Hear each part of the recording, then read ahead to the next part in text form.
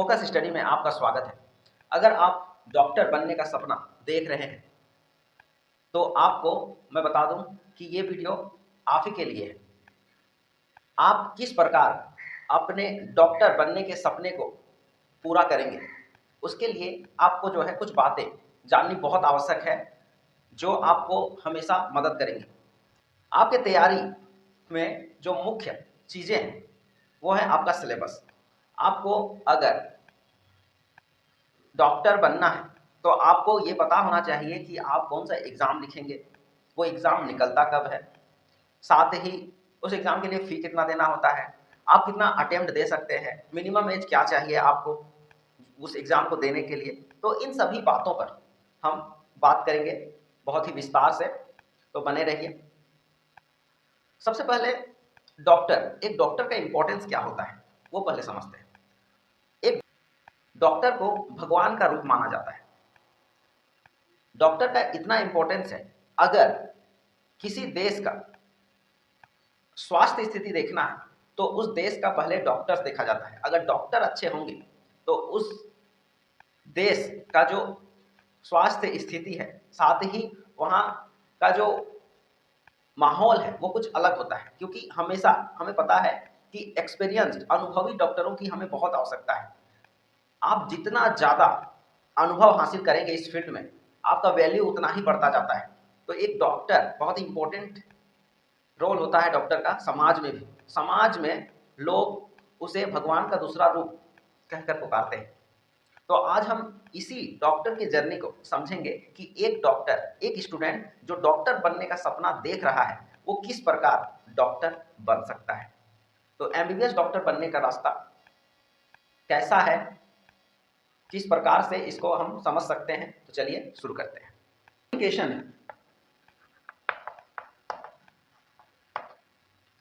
Qualification आपका 12th पास होना चाहिए, मिनिमम 50%, और 12th साइंस स्ट्रीम से पास होना चाहिए। आपका जो सब्जेक्ट, अगर आप डॉक्टर के लिए अप्लाई करना चाहते हैं तो आपका जो है मिनिमम 50%, 12th पास, प्लस आपका जो सब्जेक्ट होना चाहिए वो फिजिक्स, केमिस्ट्री और बायोलॉजी। ये 3 सब्जेक्ट सबसे मेन है, फिजिक्स, केमिस्ट्री और बायो। ये 3 सब्जेक्ट्स आपके होने ही चाहिए, तभी आप जो है डॉक्टर के एग्जाम में बैठ सकते हैं। तो इस एग्जाम को बोलते क्या है? ये जो एग्जाम है ये भारत की एक एजेंसी लेती है जिसका नाम है एनटीए। एनटीए का फुल फॉर्म होता है नेशनल टेस्टिंग एजेंसी। तो यही इस एग्जाम को कंडक्ट करती है, एनटीए द्वारा ये कंडक्ट किया जाता है। ये जो एग्जाम है, इस एग्जाम को नीट के नाम से जाना जाता है। नीट, इसका फुल फॉर्म होता है national eligibility cum entrance test. इसका फुल फॉर्म, नीट का full form national eligibility cum entrance test के नाम से इसको जाना जाता है, जो डॉक्टर बनने की सीढ़ी है। ये एग्जाम आप क्वालिफाई करेंगे तो आपका जो सीधा एंट्री है वो एमबीबीएस करवाने वाले जितने भी कॉलेजेस हैं वहां आपका एंट्री हो जाएगा। अब देखते हैं कि ये नीट एग्जाम जो है, इस नीट एग्जाम को देने के लिए आपका मिनिमम एज कितना होना चाहिए। एज लिमिट, एज लिमिट देखते हैं, उम्र सीमा क्या होनी चाहिए। तो इसका अगर एज लिमिट देखें तो इस एग्जाम को देने के लिए जो नीट एग्जाम है, नीट एग्जाम आपको देना होता है, तो नीट एग्जाम देने के लिए आपका जो मिनिमम एज होना चाहिए वो होना चाहिए 17 साल, 17 ईयर्स। ये सबसे लोअर मिनिमम एज है, 17 साल आपका होना ही चाहिए। 17 साल अगर आपका हो गया है तो आप एग्जाम के लिए बैठ सकते हैं, लेकिन 12th पास होना जरूरी है, वो भी 50% मार्क्स के साथ, और आपका सब्जेक्ट ये होना चाहिए। साथ ही इसका जो अपर लिमिट देखें तो इसका अपर लिमिट जो एज है ये आपका जो है ये एनटीए द्वारा निर्धारित नहीं किया गया है। आप अपर लिमिट इसका कोई निर्धारित नहीं है कि ये 30 साल होगा, 32 साल, ऐसा कुछ नहीं है। तो आपका जो है अपर लिमिट कुछ दिया हुआ नहीं है। आप कितनों भी एज के, आप किसी भी एज के पर्सन है, आप एग्जाम में बैठ सकते हैं, आप ये एग्जाम दे सकते हैं। तो कोई age limit, upper age limit इसमें नहीं है। तो इधर जो है अपर एज लिमिट,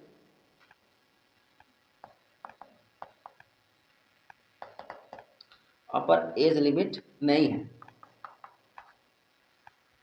तो ये आपको जानना होगा। तो age limit, form filling, form filling आप कब कर सकते हैं? आवेदन, आवेदन जो है इसका आप फरवरी महीना में कर सकते हैं। फरवरी महीना में इसका जो है फॉर्म निकलता है। फरवरी से मार्च के बीच आप इसका आवेदन कर सकते हैं, इसका फॉर्म फिलअप कर सकते हैं। और उसके बाद इसका जो एग्जाम है, एग्जाम जो कंडक्ट होता है वो होता है मई महीने में, मई में। और ये तो एग्जाम डेट, इस एग्जाम का फॉर्म निकलता है फरवरी में, आपको फरवरी में फॉर्म भर देना है। साथ ही इसका जो एग्जाम डेट होता है वो मई महीना में इसका एग्जाम डेट रहता है। उसके बाद इसका जो रिजल्ट, इसका जो रिजल्ट आता है वो जून महीने में इसका रिजल्ट आ जाता है। तो इस प्रकार से आप इसका फॉर्म फिलिंग के पैटर्न को समझ सकते हैं। फॉर्म फीस, आपको फॉर्म फीस कितना देना होगा? फॉर्म फीस के लिए सभी कैटेगरी के लिए अलग अलग फीस रखा गया है। सबसे पहले हम लोग देखते हैं पीडब्ल्यूडी, फिजिकली डिसेबल्ड कैंडिडेट, वे कैंडिडेट जो अपंग हैं उनके लिए, साथ ही एससी और एसटी, इन सब के लिए जो फीस होता है इनको देना होता है 1000 रुपया फॉर्म फिलअप के लिए। साथ ही आगे देखें तो ओबीसी और EWS, OBC other backward caste, और ये जो ईडब्ल्यूएस है, ईडब्ल्यूएस इकोनॉमिक वीकर सेक्शन, इनको जो है फीस देना रहता है फॉर्म के लिए 1600 रुपया। उसके बाद जनरल, जनरल के लिए जो फॉर्म फीस है वो है 1700 रुपया। तो नीट एग्जाम के लिए आप पीडब्ल्यूडी यानी कि फिजिकली डिसेबल्ड, साथ ही शेड्यूल कास्ट और शेड्यूल ट्राइब को जो है फीस देना होता है 1000 रुपया। ओबीसी और ईडब्ल्यूएस को देना होता है 1600 और जनरल को देना होता है 1700 रुपये। तो ये फॉर्म फिलअप का चार्ज है जो आपको लगेगा, फॉर्म भरते टाइम आपको देना होगा, तभी आप इस एग्जाम में बैठ सकते हैं, आपका एडमिट कार्ड आएगा। अटेम्प्ट्स, अटेम्प्ट्स के लिए यहाँ कोई फिक्स नहीं है, नो लिमिट, यहाँ पर कोई लिमिट नहीं है, आप जितना चाहे उतना अटेम्प्ट आप दे सकते हैं। इसके लिए कोई लिमिट नहीं रखा गया है कि आप 5 ही अटेम्प्ट देंगे या 6, ऐसा कुछ नहीं है। इसमें आप कितना ही, आप जितना चाहें उतना अटेम्प्ट आप इसमें दे सकते हैं, आपको इसमें वो छूट दिया गया है एनटीए के द्वारा। अब देखते हैं एग्जाम सिलेबस। ये जो आप इमेज देख रहे हैं, इस इमेज में आपका जो है एग्जाम सिलेबस दिया हुआ है। इसको देखेंगे तो आपको यहाँ जो है दिख रहा होगा कि सबसे पहले जो है सीरियल नंबर है। सीरियल नंबर में 1 2 3 4 टोटल 4 पेपर दिख रहा है, लेकिन ये जो सेकंड के 2 पेपर है, बोटेनी और जूलॉजी, ये दोनों आपके बायोलॉजी के पेपर्स हैं। बायोलॉजी के ही 2 पार्ट होते हैं, बोटेनी और जूलॉजी। बायोलॉजी यानी कि जीव विज्ञान, बोटेनी को बोला जाता है वनस्पति विज्ञान, और जूलॉजी को बोला जाता है जंतु विज्ञान। तो इन दोनों से क्वेश्चन रहता है। तो ये सब जो है कंपलसरी पेपर है। अब चलिए इसको समझते हैं, इस टेबल को। सबसे पहले देखिए, सीरियल नंबर के बाद जो टेबल है उसमें है सब्जेक्ट्स। तो सब्जेक्ट्स में पहला जो लिखा हुआ है फिजिक्स, उसके बाद है केमिस्ट्री, फिर है बॉटनी 3rd नंबर पे, और 4th में है जूलॉजी। हर एक में आप अगर सेक्शंस देखेंगे तो सेक्शंस ए बी ऐसे करके बटा हुआ है। फिजिक्स में ए बी, फिर केमिस्ट्री में भी ए बी, और बॉटनी में भी ए बी है, और जूलॉजी में भी ए बी। ये एग्जाम का पैटर्न है कि आपका किस सेक्शन से कितना क्वेश्चन रहता है, ये आपको समझना है। तो फिजिक्स का जो सेक्शन ए है उससे टोटल 35 क्वेश्चन होता है, और सभी क्वेश्चन जो है अनिवार्य होते हैं, अनिवार्य, कंपलसरी आपको बनाने ही हैं, आप छोड़ नहीं सकते। प्रत्येक क्वेश्चन के लिए आपको जो है 4 मार्क्स दिया जाता है, प्रत्येक क्वेश्चन के लिए 4 मार्क्स। तो 35 गुना 4 आपका हो जाएगा 140। उसी प्रकार उसके नीचे जो सेक्शन बी है उसमें आप देखेंगे, ये जो है सेक्शन बी में टोटल 15 क्वेश्चन होते हैं, 15 क्वेश्चन जो है 4-4 मार्क्स के होते हैं। लेकिन इसमें आपको समझना ये है कि जो 15 क्वेश्चन है उसमें से मात्र आपको 10 क्वेश्चन बनाना होता है।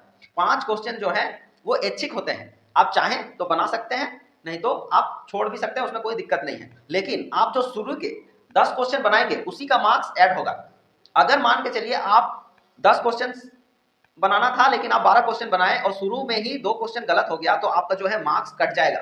तो ये आपको ध्यान रखना है यहाँ पर। तो आपको शुरू के 10 जो कंफर्म है वही बनाने हैं जिसका उत्तर आपको एकदम सटीक पता है।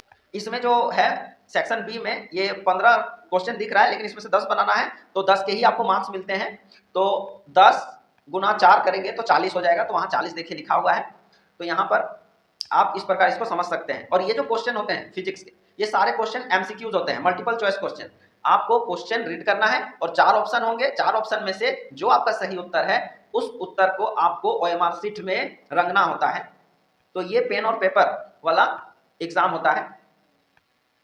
उसके बाद केमिस्ट्री में भी सेम है, सेक्शन ए बी 35 क्वेश्चन और फिर 15। तो सब में ये जो 15 है नीचे वाला, ये 15 में से आपको 10 ही बनाना है सब में। तो 10 ही बनाना है, 10 कंपलसरी है, शुरू के 10 के ही आपके मार्क्स ऐड होंगे। तो 140 और इधर फिर आपका 15 क्वेश्चन का 40। फिर बायोलॉजी के 2 पार्ट्स, बोटेनी और जूलॉजी। बोटेनी में जो है उसमें भी सेक्शन ए बी देखिए 35 और 15 में डिवाइड है। तो 35 गुना 4 140 और 15 में 10 क्वेश्चन बनाने हैं, तो ये भी 40। तो इस तरह से जूलॉजी में भी सेक्शन डिवाइड है, ए बी 35 15। तो इस तरह से सभी को अगर सम टोटल करेंगे, सभी को जोड़ेंगे तो आपका जो है टोटल एग्जाम 720 मार्क्स का होता है। इस 720 मार्क्स के एग्जाम में आपको जो है क्वालिफाई करने के लिए 500 नंबर लाना होता है। उसके बाद आपका ये जो जितना भी पेपर है, फिजिक्स केमिस्ट्री बोटेनी जूलॉजी, ये सभी एमसीक्यू टाइप होते हैं, मल्टीपल चॉइस क्वेश्चंस होते हैं। इनको आपको ओएमआर शीट में रंगना होता है। 4 में से किसी एक को जो सही उत्तर है उसको रंगना होता है, ये पैटर्न। उसके बाद इसमें जो है आपको सावधानी ये बरतना है कि ये जो सिस्टम है इसमें नेगेटिव मार्किंग भी है। तो नेगेटिव मार्किंग का खास ख्याल रखना है आपको, नहीं तो हो सकता है आपका मेरिट लिस्ट में नाम ना आए गलतियों के वजह से।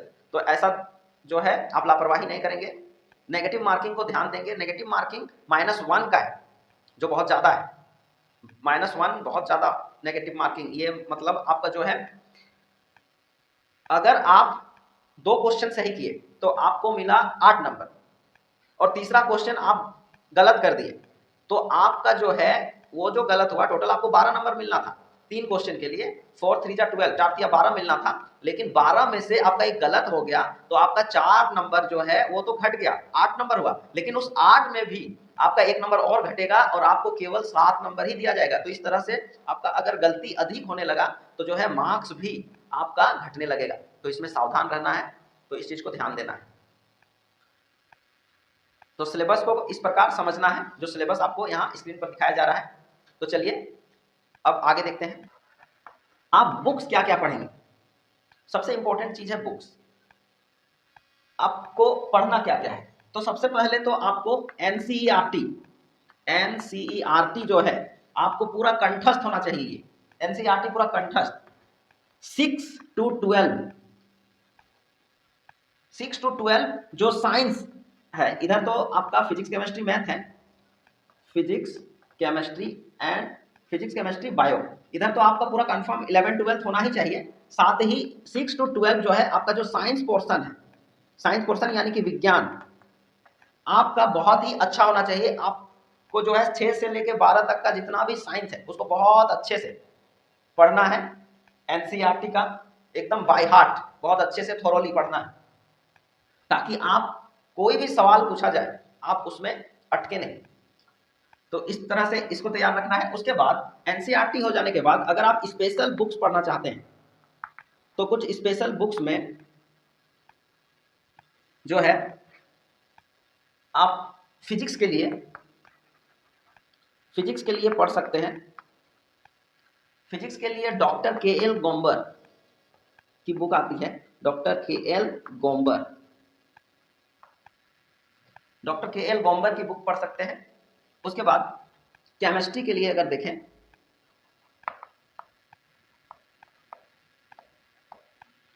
तो केमिस्ट्री के लिए आप इसके लिए आप पढ़ सकते हैं doctor S.N. Dhawan, doctor S.N. Dhawan की बुक। ये जो बुक्स हैं ये बुक्स हैं आपके Pradeep publication, Pradeep publication. Special book में आप ये सब से तैयारी कर सकते हैं। उसके बाद बायो के लिए देखते हैं। तो बायो के लिए जो है आप 11-12 का एनसीईआरटी अगर 11-12 आप खुद से पढ़ते हैं तो आपको थोड़ा सा प्रॉब्लम होता है, तो उस प्रॉब्लम को मतलब वो प्रॉब्लम आपको ना हो बायो में, उसके लिए आप जो है 11th और 12th के लिए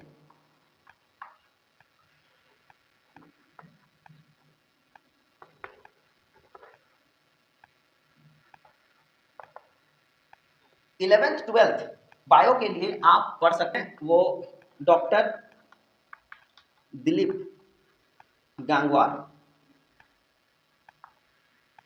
डॉक्टर दिलीप गंगवार की बुक पढ़ सकते हैं।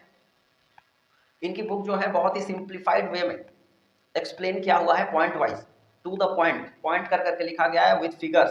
तो आप अगर इस बुक को पढ़ते हैं तो एनसीईआरटी में अगर जहां भी कंफ्यूजन है तो आप इस बुक से वो कंफ्यूजन क्लियर कर सकते हैं। अगर आप सेल्फ स्टडी करने वाले हैं तो उनके लिए स्पेशली ये रिकमेंडेशन है कि आप ये सब बुक जो है पढ़ सकते हैं, अपने सिलेबस में ऐड कर सकते हैं और अपनी तैयारी को बेहतरीन बना सकते हैं। अब आगे देखते हैं।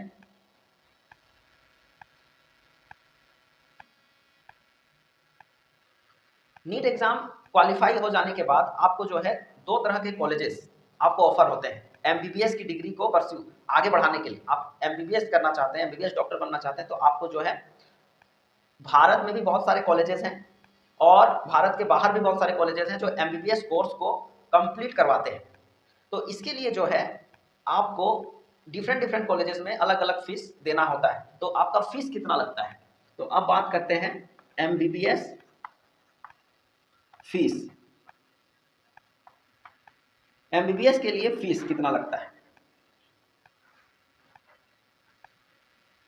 तो इसका जो फुल फॉर्म होता है MBBS, bachelor of medicine and bachelor of surgery, bachelor of medicine and bachelor of surgery, ये इसका फुल फॉर्म होता है एमबीबीएस का। तो इसका जो फीस देखेंगे तो फीस जो है गवर्नमेंट कॉलेज के लिए अलग होता है और प्राइवेट कॉलेज के लिए अलग। गवर्नमेंट कॉलेज में अगर आपका हो जाता है, आप अगर मार्क्स बहुत अच्छा लाएंगे, आपका मेरिट लिस्ट में नाम होगा एकदम टॉप पे, टॉप रैंकिंग पे रहेंगे आप, तो आपका बहुत ही अच्छे कॉलेज में और साथ ही गवर्नमेंट कॉलेज में भी आपका हो जाएगा। तो इसके लिए जो है आपको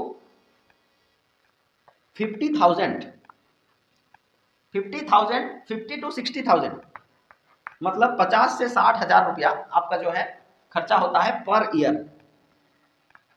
पर ईयर आपका गवर्नमेंट कॉलेज का खर्चा होता है 50 से 60,000 अगर आप गवर्नमेंट कॉलेज में जाते हैं तो। और ये जो कोर्स है एमबीबीएस का कोर्स, आपको पता होना चाहिए कि 12th के बाद आपका जो है ये कोर्स 5 सालों तक चलता है। 5 सालों तक ये कोर्स चलता है, तो 5 साल में कहीं कहीं 4 साल तक आपका कोर्स ही होता है और 1 साल जो है इंटर्नशिप होता है आपका। उसके बाद कहीं कहीं पर 4 साल का कोर्स होता है और 1 साल का इंटर्नशिप, कहीं कहीं पर 5 साल आपका एमबीबीएस डिग्री को ही कंप्लीट करने में लगता है और साथ ही इंटर्नशिप जो है वो 1 साल का होता है। तो टोटल आपका 6 साल कहीं लग जाएगा तो कहीं 5 साल, तो मिनिमम एक रेंज आप समझ के चलिए कि आपको जो है 5 साल एमबीबीएस की डिग्री को कंप्लीट करने में लगेगा। और उसमें गवर्नमेंट कॉलेज हुआ, ये इंडिया का बात कर रहे हैं, इंडिया का। अगर इंडिया में आपका गवर्नमेंट कॉलेज में हुआ तो 50 से 60,000, और अगर प्राइवेट कॉलेज में आप अगर जाते हैं तो वहां का जो फीस है वो बहुत ही हाई माना जाता है। लगभग हर एक साल आपको 10 से 12 लाख देना होगा, 10 से 12 लाख प्रत्येक वर्ष का फीस है ये। तो आप अगर ऐसे भी जोड़ें तो 5 साल में 12×5 60 लाख रुपया हो जा रहा है, लेकिन उससे ज़्यादा ही खर्च होगा क्योंकि और भी बहुत सारे चीज़ हैं, फीस हैं। तो एक मिनिमम रेंज आप ये समझ के चलिए कि यहाँ जो फीस है भारत में वो बहुत हाई है विदेशों के कंपेयर में। कोई कोई देश ऐसे भी हैं जैसे इंडिया का ये फीस है, तो उसी तरह अगर आप कोई दूसरे कंट्री जैसे किर्गिस्तान, रसिया, इन देशों से, रूस को ही रसिया बोलते हैं, तो रसिया से करना चाहते हैं तो जो ये खर्चा आता है ये लगभग 30 लाख तक खर्चा होता है। उसके बाद अगर हम लोग यूएसए, अमेरिका से करना चाहते हैं अपना एमबीबीएस डिग्री पूरा, तो उसके लिए जो है आपका जो खर्चा आता है 50 से 60 लाख का खर्चा आ जाता है। तो इस प्रकार से आप जो है अपना अपने चॉइस के हिसाब से आपको जहाँ पसंद वहाँ से आप कर सकते हैं। पहले कॉलेजेस के फीस पता करने हैं, क्योंकि सभी कॉलेजेस का अलग अलग फीस होता है। तो आप जिस कॉलेज में लेना चाहते हैं उसका फीस स्ट्रक्चर देख लें। इंडिया में तो थोड़ा हाई फीस है, विदेशों की तुलना में आप देख ही रहे हैं। तो यहाँ करना बहुत कॉस्टली होता है, इसलिए बहुत सारे जो भारतीय स्टूडेंट हैं, वो भारतीय स्टूडेंट जो हैं वो विदेशों में जाके कोर्स अपना कंप्लीट करते हैं, क्योंकि वहाँ थोड़ा सस्ता पड़ता है यहाँ के कंपेयर में।